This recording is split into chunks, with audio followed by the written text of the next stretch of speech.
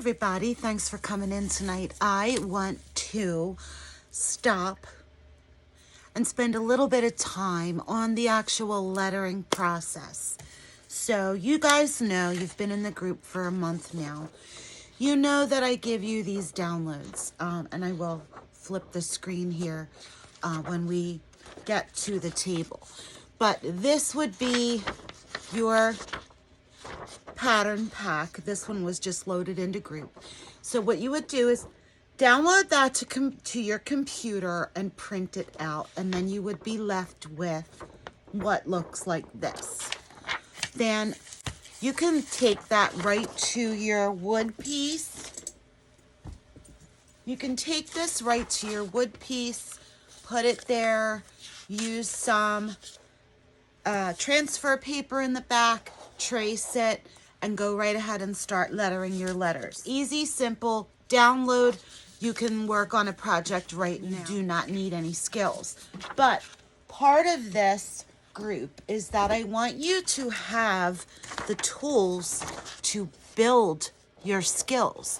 So I'm going to show you something that you can do in your free time with this pattern or any other tracer pattern that I provide. And I have a packet here of tracing paper, just plain old tracing paper. You can even pick this up at your local Dollar Tree. You can go to Hobby Lobby, you can go to Michael's, you can go to pretty much any place that sells even children's art supplies. So I'm going to flip the camera, point you down to the table, and we'll get started with the next part of tonight's lesson. All right, guys, so here's what I'm saying. Now you can see it right side up. This is the tracer pack printed off of the Embered Wing website, and this is the tracing paper. So if you want to take any of the tracer packs that I give you in the group, they are perfect to use if you just take your paper, put it down, put your piece of tracing paper over it, and you can see through it. Now, one side is of tracing paper, well, this anyway, one side is a little bit rougher. If you turn it over, the other side is a little bit smoother. If you are going to try and practice tracing with a brush marker of any sort, I urge you to use the smooth side. So what you could do is use this tracer pack to, you guys know that any of your strokes that go in a downward motion are thick. So thick is down. Any of your strokes that go in an upward motion are going to stay thin. So when you come down here, you can put that marker there, press, and you can practice writing with the marker. So as you see, I did the thick. As I come around, I'm going to lift to the thin. I'm going to press down to get a thick stroke. As I'm coming around, I'm lifting to the tip of that marker, bringing it around. Even though it's on a slanted motion, it's still an upward motion. Then with the O, I'm going to press down, lift up, come around, and I'm going to thicken the line. As I come around, I'm swooping around and lifting to the tip of the marker again.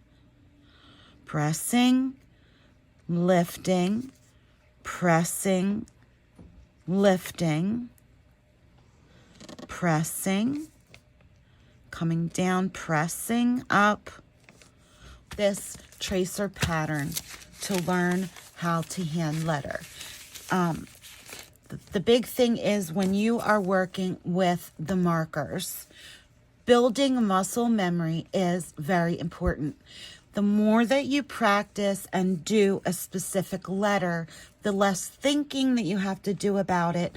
Your hand kind of just knows automatically the pressure to place pressure, lift up, place pressure, lift up.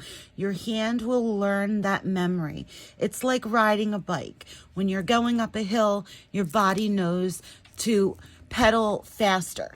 When you're coming up to the top of the hill, you just automatically know to stop pedaling and maybe start drifting, or, you know, that's where you're just going to less pressure on those pedals. So it's the same kind of analogy to brush pen lettering. Now, to use the actual paintbrush can be either easier or more difficult, depending on the way that you want to letter. So let me get a little bit of paint here. All right, so let me pull you in nice and close so you can see. Same with the paintbrush. Now, remember when I paint and I tell you that you want to place the brush and pull it either down or place the brush and pull it away from yourself. The difference between, and my hand is a little bit wet, the difference between this brush and actual paintbrush lettering versus a brush marker lettering is when I do that and pull towards myself and pull away from myself, I don't get the variations in the thickness of the letter. So what we do with a marker is come in from the side. Now, if you're a lefty, you'll hold the pen like I am, and you'll place the brush and do your thin lines up. And when you press and pull towards yourself, you're getting the thick line. So you're coming down on a sideways motion. Right-handed, same thing. Pressing, putting the brush lightly, tip on the paper up to get your thin lines. Pressing and pulling to get your thick lines. Now, I want to show you really quick right over here what happens.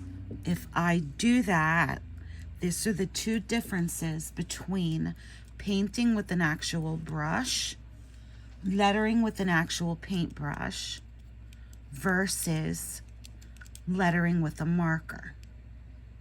So they are very similar, but there is one very important difference.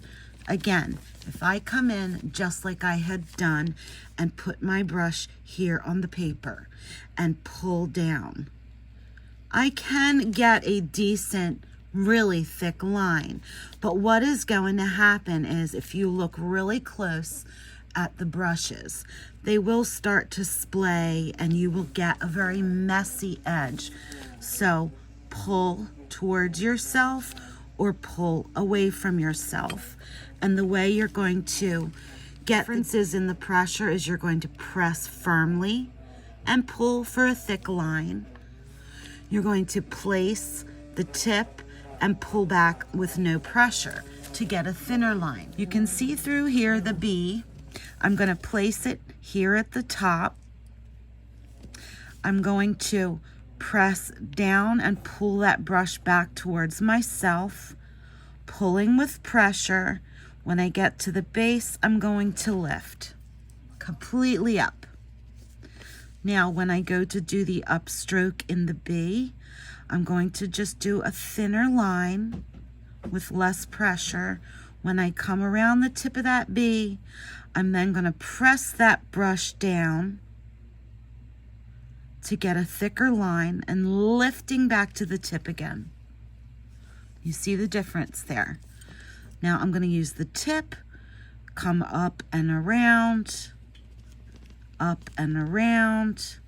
there. And we've got a much thinner line. So you can use the tracers to practice making letters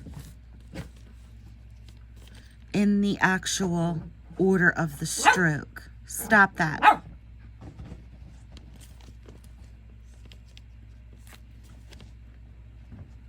Press, pull back, lift. Now, doing this stroke is not an easy feat. And that's why I say, when you are painting with a brush to hand letter, you can then cheat. You know that this is an upward light motion, but you have more control of your brush pulling towards yourself. So just put that thin line in. Oh, I must have dipped my hand in the paint. And then you can come back over with the next letter and do the same thing. And you would never know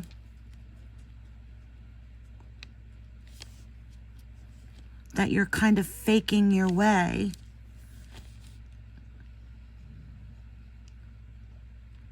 Now you do that, but see, even I get that messy,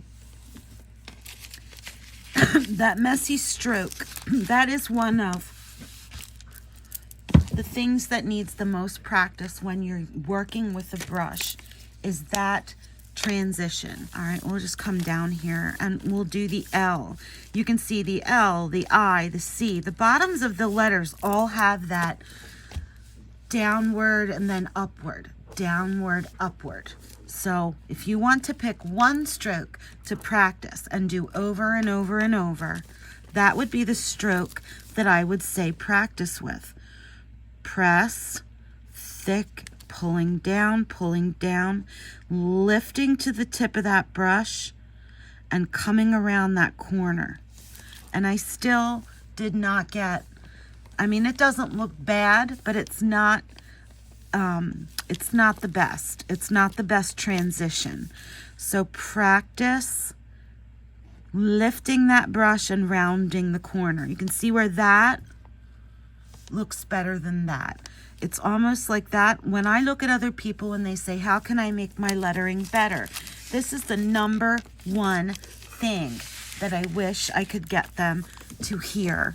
It is practicing this downward rounding and upstroke, because that is the one thing you see, is that people's lettering tends to look angular. They will do their I and then it's angular. They'll do an A and they'll wonder why everything looks there. It looks that it's got that angle instead of a nice smooth transition. So I hope that clears up a little bit today and gives you a little bit more insight into the actual lettering with a brush.